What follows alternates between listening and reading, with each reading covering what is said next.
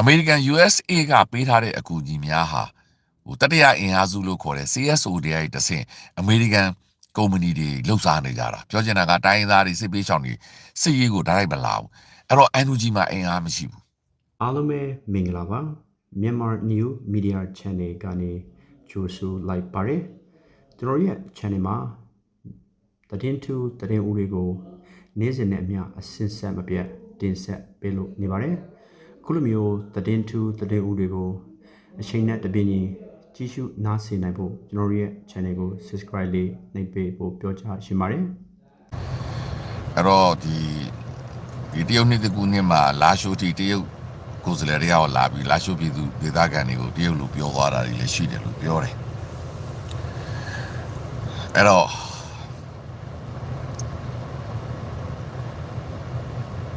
လာရှိုးကိုရလို့ကျွန်တော်တို့ဒေါ်လာကြီးမနိုင်ပါဘူးเนาะဒါကတော့သိကြပါတယ်ဘာတော့ MNDAA နည်းနည်းလေးလာရှိုးကိုတင်ထားရင်လေဒါဒီဘုချုပ်ကံမပြောသလိုပဲကိုတင်ထားပြင်မယ်လေကိုဒေတာမဟုတ်သူများကိုပြန်ပေးရမှာပဲလေအဲ့တော့ PDF တွေကလက်ပြောင်းယူမလားရှမ်းတွေကလက်ပြောင်းယူမလားဆိုတာတော့ဒါတော့စဉ်းစားစရာပဲအဲ့တော့စစ်ကောင်စီကတော့လွယ်လွယ်ကူကူနဲ့လာရှိုးမှာစစ်ဌာနချုပ်ပြန်ဖွင့်ဖို့ဆိုတာလည်းတိတ်တော့ဖြစ်နိုင်တယ်လို့မထင်ပါဘူး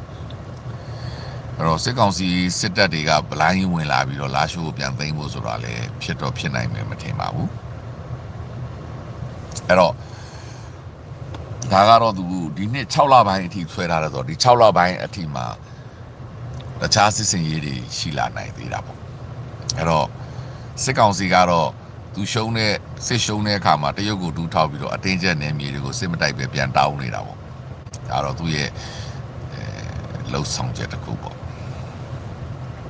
အဲ့တော့လာရှိုးကိုကန်ကမပိုင်ပါဘူးလာရှိုးကိုလာရှိုးပြည်သူတွေပဲပိုင်တော့ပါအဲကြောင့်ပြည်သူပလင်ကိုရဖို့လာရှိုးပြည်သူတွေကသူ့နီးသူ့ဟန်နဲ့လှုပ်ဆောင်မယ်ဆိုရင်တရုတ်ကဝင်ဆွဲလို့မရပါဘူးအဲ့တော့ပြောချင်တာကလာရှိုးကိုတရုတ်ဩဇာမရှိတဲ့ဒေါ်လာရေးတက်တွေကထိမ့်သိမ့်လိုက်ရင်စစ်ကောင်စီကဘာမှပြောဆိုလို့မရပါဘူးအဲ့တော့ဒါကိုကန်အပါဝင်ဒါသူတို့ကစစ်ကစားနေကြတဲ့သဘောရှိပါတယ်အဲ့တော့ဒါကိုကျွန်တော်တို့ကကြည့်ပြီးတော့ဒါအခြေအနေကိုစောင့်ကြည့်အကဲခတ်ဖို့ပဲရှိပါတယ်စစ်တိုက်တာဖြစ်တဲ့အတွက်ကျွန်တော်တို့ဘာမှဝေဖန်စရာအကြောင်းမရှိပါဘူးအဲ့တော့လာရှိုးကလည်းဒါစစ်ကောင်စီပြန်ရဖို့ဆိုတာတဲ့လာရှိုးပြည်သူတွေလက်ထဲကိုပြန်ရဖို့အရေးကြီးပါတယ်အဲ့တော့ရှမ်းပြည်နယ်ထဲမှာပါတယ်ဆိုတာရှမ်းတပ်တွေကဝင်ပါဖို့လိုတာပေါ့အဲ့တော့ရှမ်း PDF တွေပေါ်လာပြီးတော့လာရှိုးကိုထိန်းသိမ်းဖို့လိုတယ်ချင်း brother ဟုလို့ဘာဖြစ်လို့ရှမ်း brother ဟုတွေမပေါ်လာလဲဆိုတာလည်းစဉ်းစားစရာပါပဲအဲ့တော့ရှမ်းပြည်နယ်မှာဘာကြောင့်လက်နက်ကင်အသစ်တွေမပေါ်တာလဲဆိုတာလည်းစဉ်းစားစရာပါပဲအဲ့တော့ဒါကိုကြည့်ချင်းအဖြစ်လာရှိုးအနေထားဟာကျွန်တော်တို့ဘက်ကစိတ်ပူစရာဘာမှအကြောင်းမရှိဘူးဆိုတာကိုပဲဒီမောင်ထုတ်ပြခြင်းပါတယ်စစ်ကောင်စီဘက်ကတော့ရှင်းပါတယ်ဒီလူရင်အားထက်ယူမယ်တက်ရင်ရတယ်လူရင်အားနဲ့ဖိမယ်ဒါကြောင့်စစ်မှုထမ်းဥပဒေကိုအမျိုးသမီးတွေရောအမျိုးသားတွေရောရသမျှသူကစစ်တပ်ဖွဲ့ပြီးတော့သူကတော့အထိုင်လိုက်ချမှာပေါ့သူကငကိုတွေကပြည်သူတွေကသူ့ကိုကြောက်နေတဲ့အရှိန်နဲ့တနက်ပြပြီးတော့ယူနီဖောင်းပြပြီးတိုင်းပြည်ကိုအုပ်ချုပ်ဖို့ကြိုးစားနေတာပါပဲအဲ့တော့သူအဲ့လိုတနက်ပြပြီးယူနီဖောင်းပြပြီးအုပ်ချုပ်ဖို့ကြိုးစားတဲ့နေရာမှာသူ့မှာသူ့ကိုဒီလှုပ်ဆောင်ပေးမယ်တပ်ဖွဲ့ဝင်တွေအမြောက်အများရရှိဖို့ပြည်သူအချင်းချင်းရန်တိုက်တဲ့သဘောပါပဲအဲ့တော့အတင်းကျပ်သူကဖမ်းပြီးတော့သူခိုင်းတဲ့အတိုင်းလုပ်ဖို့စစ်ရုပ်လူသားတွေလုပ်ဖို့သူကြိုးစားနေတာပါပဲအဲ့တော့ဒီအခြေအနေကိုကြည့်ခြင်းအဖြစ်ဒီလိုအနေအထားတွေဖြစ်လာမယ်ဆိုတာကိုကျွန်တော်တို့ကသုံးသပ်လို့ရတယ်အဲ့တော့ကျွန်တော်တို့ပြည်သူပလင်ကိုပြန်ရဖို့ဆိုရင်ဒါပြည်သူပလင်အပိုင်း၄ပါပြည်သူကပဲလှုပ်ရှားမှာဖြစ်တယ်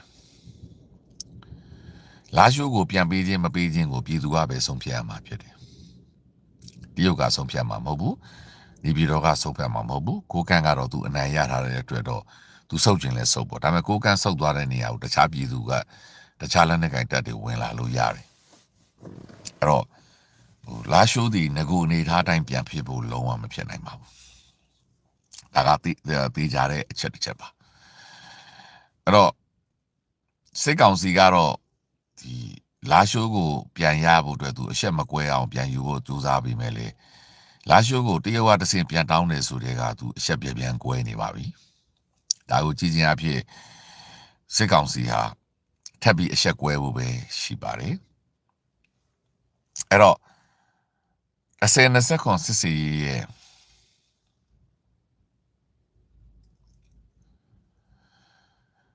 အဲ့တော့2020စစ်စင်ကြီးရဲ့ဒါအနေအထားပဲပေါ့ရှမ်းပြည်နယ်မှာရှမ်း PDF တွေပေါ်တာမပေါ်တာရှမ်းပြည်သူတွေနဲ့ပဲဆိုင်တာပါဒါကျွန်တော်တို့ကဘာမှဝေဖန်စရာအကြောင်းကိုမရှိပါဘူးပြောချင်တာကရှမ်းပြည်နယ်ဟာစစ်ကောင်စီလက်ထက်တစ်ခုလုံးအကြီးအကျယ်စစ်ကောင်စီနဲ့ပေါင်းပြီးလှုပ်ရှားထားတဲ့ဒီစစ်ဘလူးများကြီးစိုးနေတဲ့လက်နက်ကင်တာကိုအကြောင်းပြပြီးဖက်ဒရယ်ကိုအကြောင်းပြပြီးလက်နက်ကင်တောင်းကြမ်းပြီးတော့စီးပွားရေးလှုပ်ရှားနေတဲ့ဒေသကြီးဖြစ်တယ်စစ်ကောင်စီကလည်းပြည်သူစစ်တွေအမြောက်များဖွဲ့စည်းထားပြီးတော့ထိန်းချုပ်ထားတဲ့ဒေသဖြစ်တယ်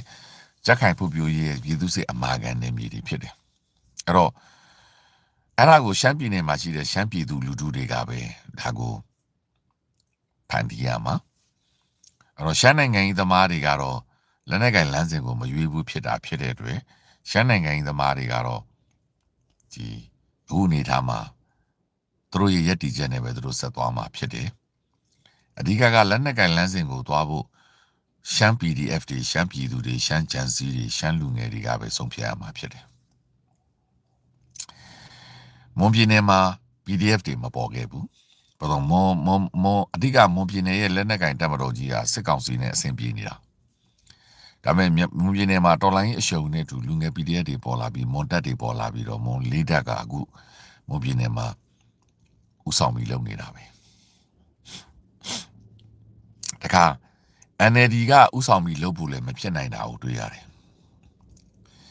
တချို့သောသူတွေက NLD ကိုအဖြစ်ပြောကြတဲ့သူတွေကိုဒီနေရာမှာထောက်ပြလို့ရတဲ့အချက်တစ်ချက်ရှိပါတယ်မြန်မာနိုင်ငံမှာပေါ်လာတဲ့ဒီ PDF တော်တော်များများရဲ့ချိတ်ဆက်မှုအလုံးဒီ NLD လွှတ်တော်အမတ်များနဲ့ NLD နိုင်ငံရေးသမားများ NLD ထောက်ခံတဲ့သူများနဲ့ NLD ရဲ့ဒီအမာခံလုပ်ပြီးမဲ့လူများကြောင့်ချိတ်ဆက်မှုတွေဖြစ်လာပြီးတော့တော်လိုင်းရေးအင်အားကောင်းလာတာလက်နက်ကိုင်အင်အားတွေကောင်းလာတာဒါပေမဲ့နောက်ပိုင်းကျတော့ NLD အမတ်တွေရဲ့မယိုသားမှုတွေရောအဆင်မပြေတာတွေတော့နဲ့local PDF တွေနဲ့ပြဿနာတက်တာတော့ရှိတယ်ဥပမာစကိုင်းတို့မကွေးတို့မွန်တို့ကရင်တို့မှာရှိတယ်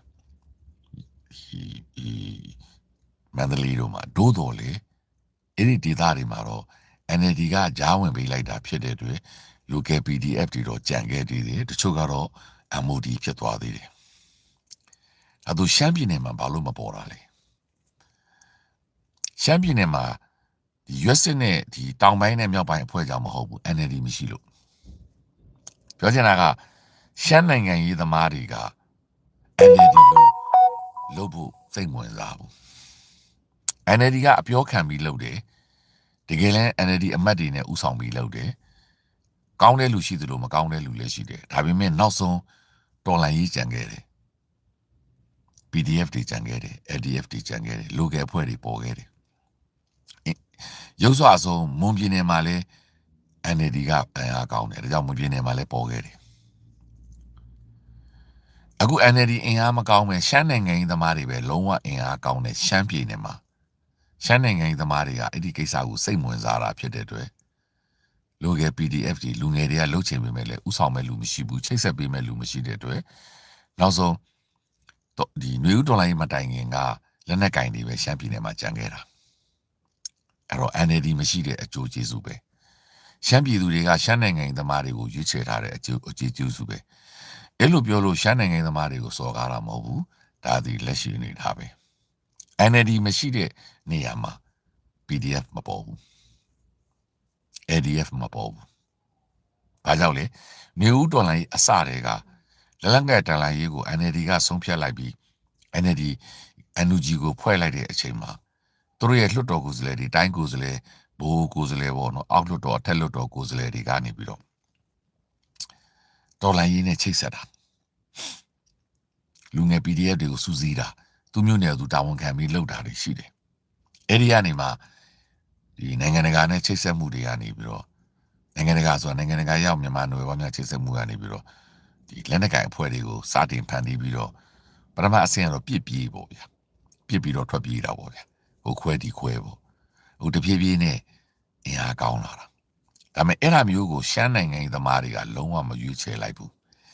ရှမ်းဖြူကလည်းငကိုတွေက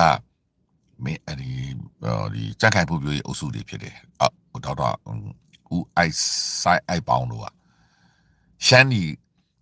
ဦးဆိုင်ခဲလေးတို့ဦးဆောင်တယ်ဦးဆိုင်လေးတို့ဦးဆောင်တယ်ရှမ်းဒီပေါ့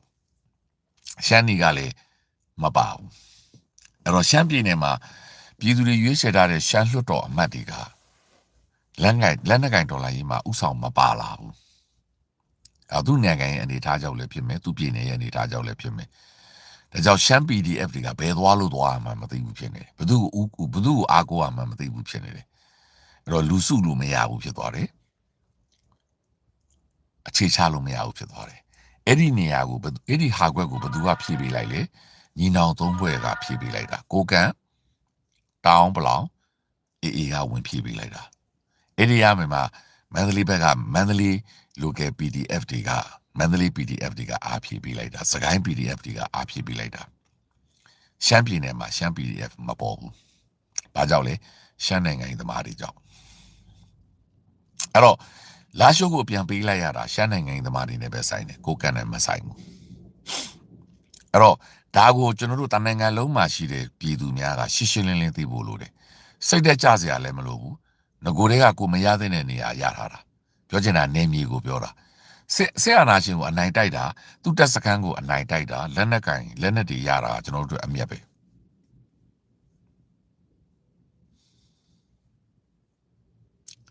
အဲ့တော့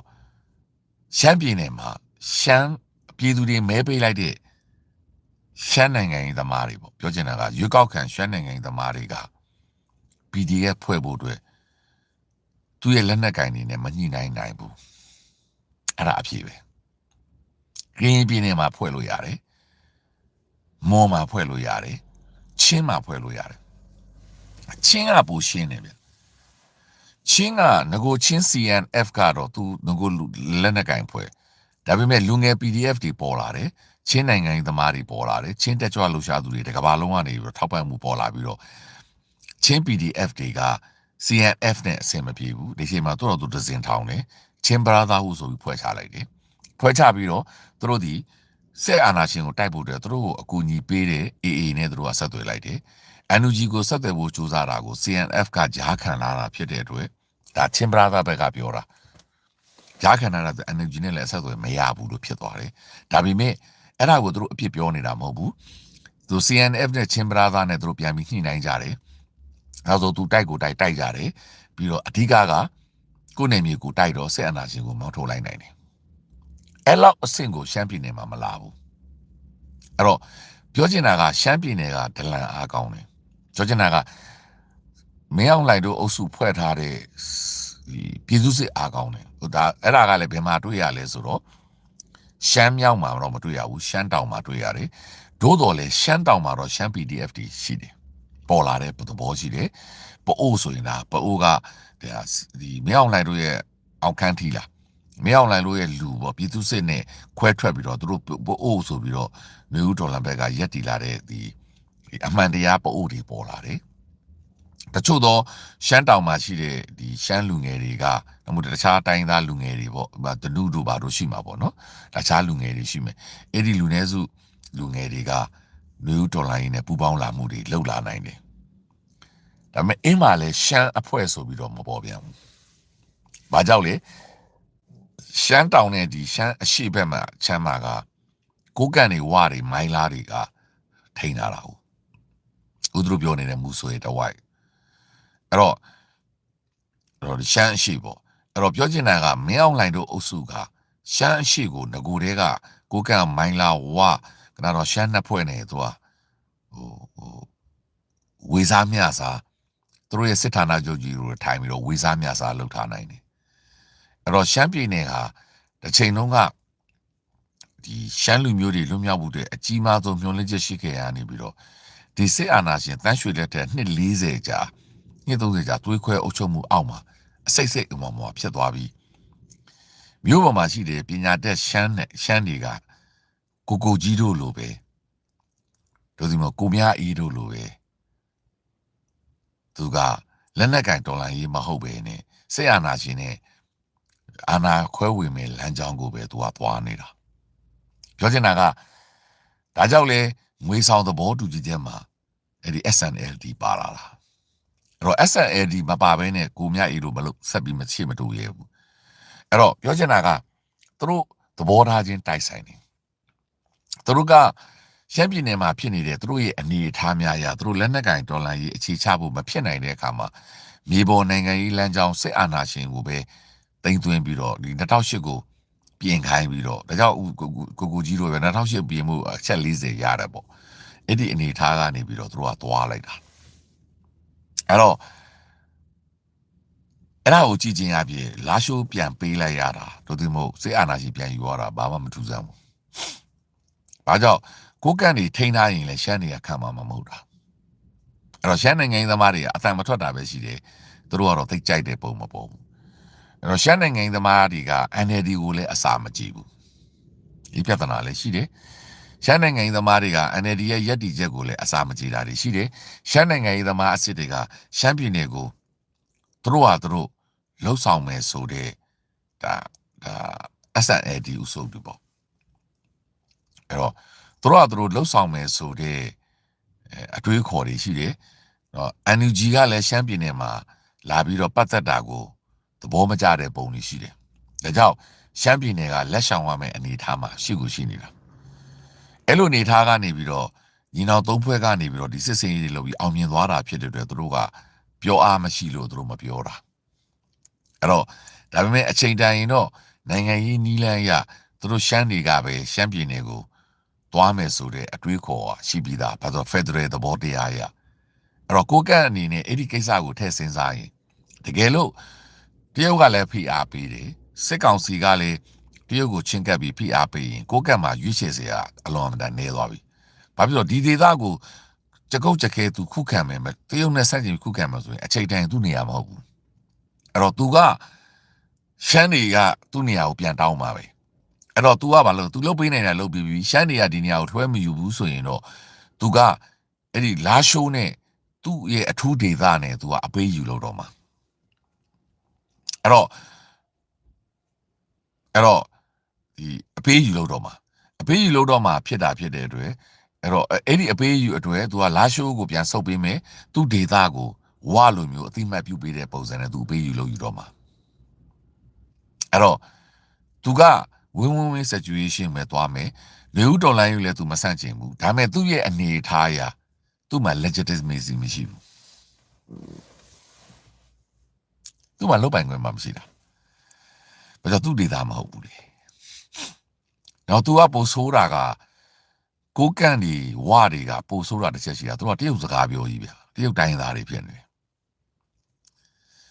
အဲ့တော့တရုတ်စကားပြောဖြစ်တယ်သူတို့လာရှိုးကိုအုပ်ချုပ်တယ်တရုတ်လိုပဲအုပ်ချုပ်နေတယ်သတိထားမိမှာပေါ့အဲ့တော့တရုတ်စကားပြောဖြစ်တယ်တရုတ်နိုင်ငံသားတွေလည်းဖြစ်နေတယ် US citizen တွေပေါ့အဲ့တော့တရုတ်ရဲ့ proxy လို့ခေါ်မယ်တရုတ်မွေးထားတဲ့စစ်တပ်လည်းဖြစ်တယ် community သူတို့ကလည်း community လမ်းစဉ်ကနေလာတယ်တရုတ်စစ်တပ်လည်းဖြစ်တယ်အဲ့တော့တရုတ်စစ်တပ်လည်းဖြစ်တဲ့အတွက်စစ်ကောင်စီကိုဖိအားပေးဖို့အပေးယူလို့ဖို့စစ်ကောင်စီရဲ့ဂုတ်ကိုကင်ဖို့အတွက်ဒါလာရှိုးကိုယူလိုက်တာပဲပြောချင်တာကတရုတ်ကစစ်ကောင်စီကိုထိန်းချုပ်ဖို့အတွက်ငများကြိတ်ထဲမှာချိတ်ဖို့အတွက်မင်းငါစကားနားမထောင်တနိုင်ငံလုံးကြာသွားမယ်နမူနာမျိုးငါလာရှိုးတိုက်ပြလိုက်မယ်မင်းစစ်ဌာနချုပ်ကြာစေရမယ်ချိန်မှာ